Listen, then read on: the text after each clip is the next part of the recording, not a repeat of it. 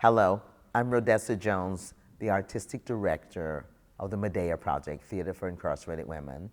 It's been an amazing opportunity to be a collaborator with Planned Parenthood. In building this work, we got to share stories with their service providers, with their clients, with the social workers, with the reproduction specialists, and got a look at the history, the patchwork quilt, if you will, of Planned Parenthood in our lives in America. It's been an incredible gift. It's been a treasure. My company has taken the language, the ideas, the tone, the color of the words of those evenings, and we've gone back to the studio and we've created this work that will look at a woman's right to choose.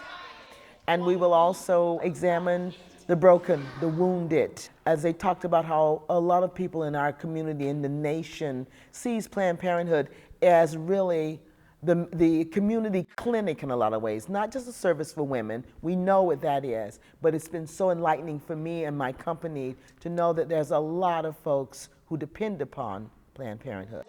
And it will be an observation, perusal, excavation of where we are as women in the world right now, in a world gone mad, where women are expected to be silent still. You might cry a little. It's a little outrageous, but I insist. Thank you for standing with Planned Parenthood. And remember, women hold up at least half the sky. But trust me, we are maintaining all of the clouds as well. And so it's time to honor us and our struggles. Birthright under new management.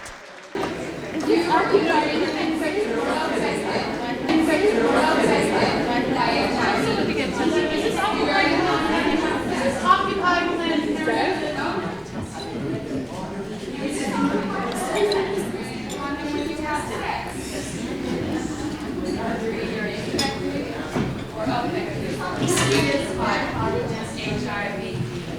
You want to get with this, you gotta get with that. Good evening, ladies and gentlemen.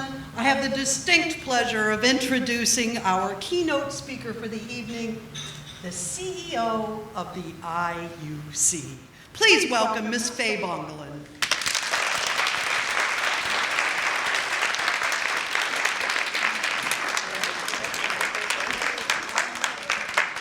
Good evening, everyone. How are you tonight? Good. How's that cheesecake? That cheese looks fabulous. Yeah. Are you eating it? You're paying for a lot of money for that cheesecake, so you better enjoy it. Welcome to the 8th Annual Shareholders Meeting of the IUC, an entirely women-owned corporation vested solely in the interests of our uteruses and vaginas. Thank you. So much has happened since we decided 8 years ago to incorporate back in 2012. We determined then that no one but us would determine the destinies of our wombs. No congressmen, no Catholic bishops.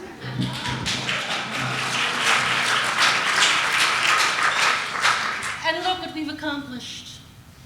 With relentless focus on the bottom line and keeping our margins high, we have cornered the market on feminine hygiene. From tidy wipes to tampons, to diapers, to douches, to Depends, womb to tomb, all our products are safe and sustainably produced.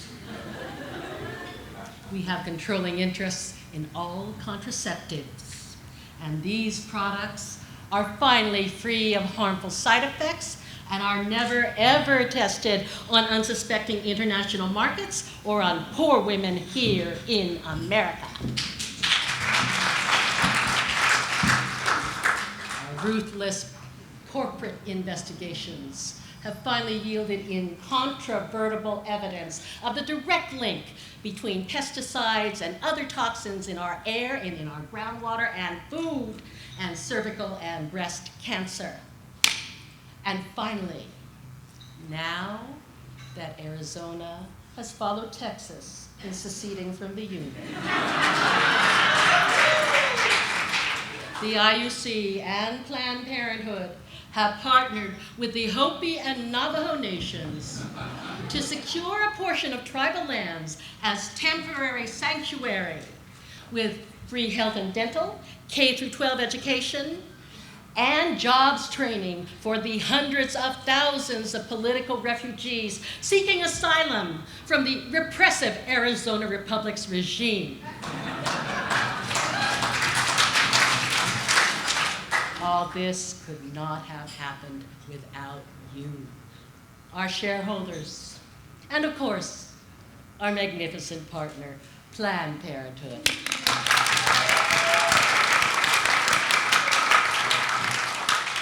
By incorporating ourselves into a mega-billion-dollar business, the IUC, also known as In Your Coochie! our coochies, finally have Washington, D.C.'s ear and respect. Maria Alonso, our CFO, a girl who's been around the block, once told us, and I quote, "I marvel at what we do during times of transition, how we resist and how we surrender, how we stay stuck and how we grow." Well, the IUC has grown, yet the war on women has not stopped. Well, neither will we. We will never surrender. It's on! Look at me, I'm a monster. Look at me, I'm a monster. look at me. I'm a monster. When did your hands become a weapon? When did love become a curse? When did your hands become a weapon? When did love become a curse? I remember when we first met, you took care of me, made sure I was set. You brought me flowers, sang a love song. I didn't know this thing would go all wrong because you held me tight. In your arms, you possessed me, baby, felt all your charms. Your arms caressed me, made me feel so good. Damn, my cries of pleasure woke the whole neighborhood. When did your hands become a weapon? When did love become a curse? When did your hands become a weapon? When did love become a curse? But then things changed. I didn't know. Sweet honey baby turned a fucking bitch and oh, it got worse. When you got high, you beat my ass till I bled. I didn't know why. And now my cries wake the neighborhood. But these are cries of pain and not from nothing good. But I stayed there till it was clear. What I thought was feeling love was only feeling fear. When did your hands become a weapon? What? When did love become a curse? When did your hands become a weapon? When did love become a curse? Packed my things, didn't say goodbye. Didn't care if I left you hanging high and dry. Now I'm free. It scarred my life, but you best believe your ass it ain't gonna happen twice. Hands will never be a weapon. No. Love will never be a curse. Hands will never be a weapon. Love will never be a curse. Hands will never be a weapon. Love will never be a curse. Hands will never be a weapon. Love will never be a curse.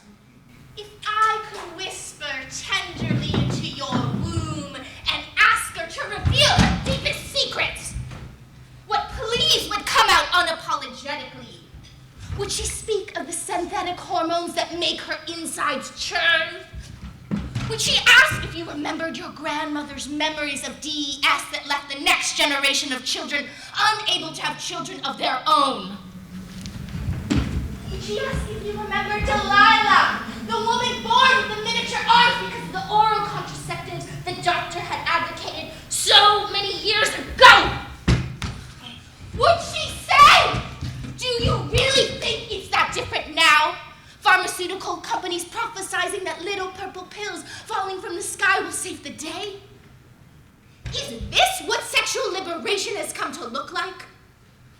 Is this what reproductive rights have come to mean? If so, I want a new revolution. And yes, I think women should have a choice. But television commercials blasting advertisements of pills that miraculously make acne and PMS and babies go away, and doctors dispensing pills for this ailment and that like it was candy is not what choice means to me. We need more organizations like Planned Parenthood offering options to our young women? When is the next generation of mothers ever taught that the beautiful complexity of the female body gives signals of fertility and wellness without the words "it's unsafe, unreliable, can't be trusted" used in the same sentence? To me, this is the true, if even unconsciously waged war on women. The dispensing, the advocating, the prophesizing that our own innate wisdom cannot be trusted, that we are not fully healthy, not fully safe, that we are lacking freedom unless we choose to drug ourselves instead of learning to tune in. May your daughters know freedom, and may they know it regardless of what the government decides.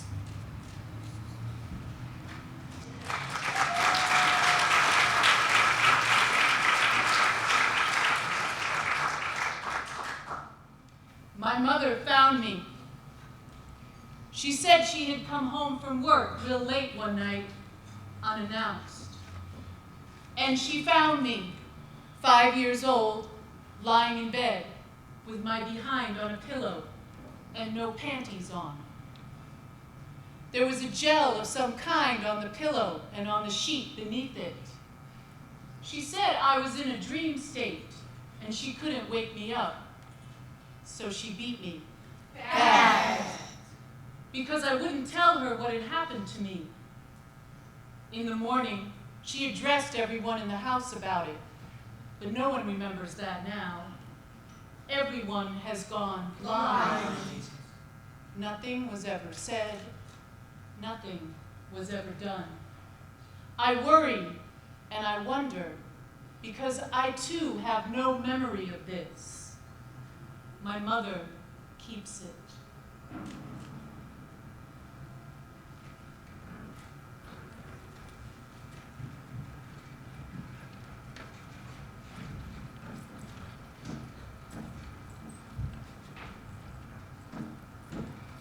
I had no energy. I was tired all the time. I went to the doctor. They said I had pneumonia. They gave me an HIV test. It came back positive. I was devastated.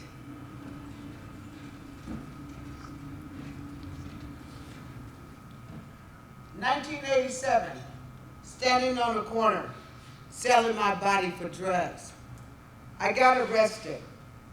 I went to jail. I took an HIV test, and it came back positive, and my world went dark.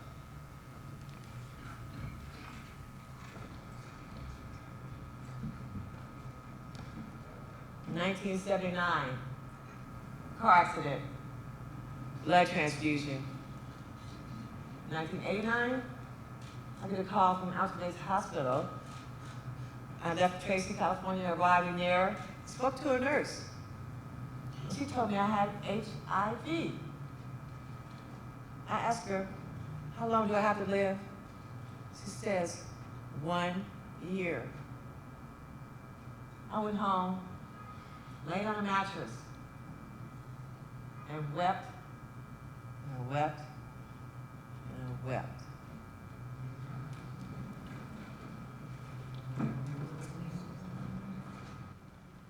Understand me. Back then, I wasn't waving. I was drowning, and you saw me. You were the only one who saw me. What's up with that?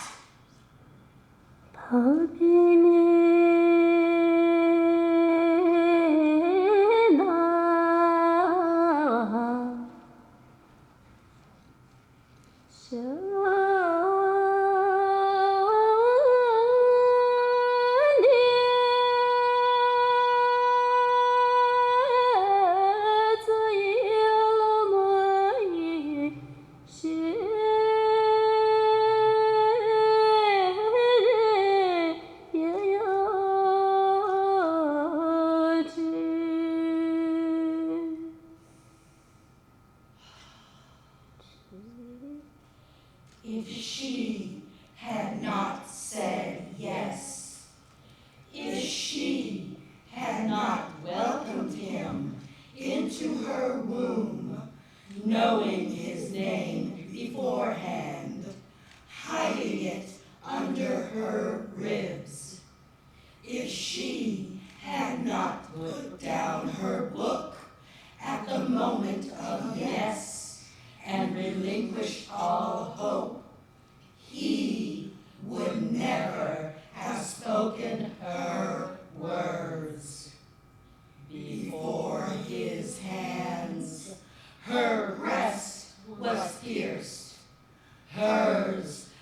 first body sacrificed, not water to wine, but placenta to bone. She fed sorrow with her blood. In the beginning was the Word, but it was only the beginning. What is held, what is suffered, joins us with the mothers of the damned. Oh, my beloved Son, I am overwhelmed with love and cannot endure. The miracle is not that the Father sacrificed his Son. Since Abraham, fathers have always sacrificed their sons. The miracle is, startled by the angel of grief, she said yes. Para su ayo, oh yana, wana mama querida wo, hey, oh para su ayo, hey, hey, hey, shuo dara, oh yana, wana mama querida wo, hey.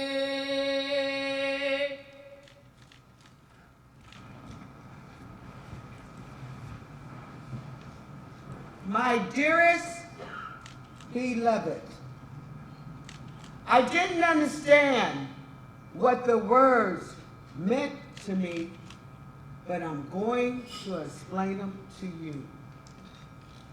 I wonder if anyone who heard the word, you have HIV, Human immune deficiency virus. or AIDS, felt it as a single defining moment in your life like I did. For me, it was a watershed, a rupture of time that divided my life into before and after. I was in jail, standing in line for a blood draw, glancing down at the list of things they were checking. My eyes stopped on 3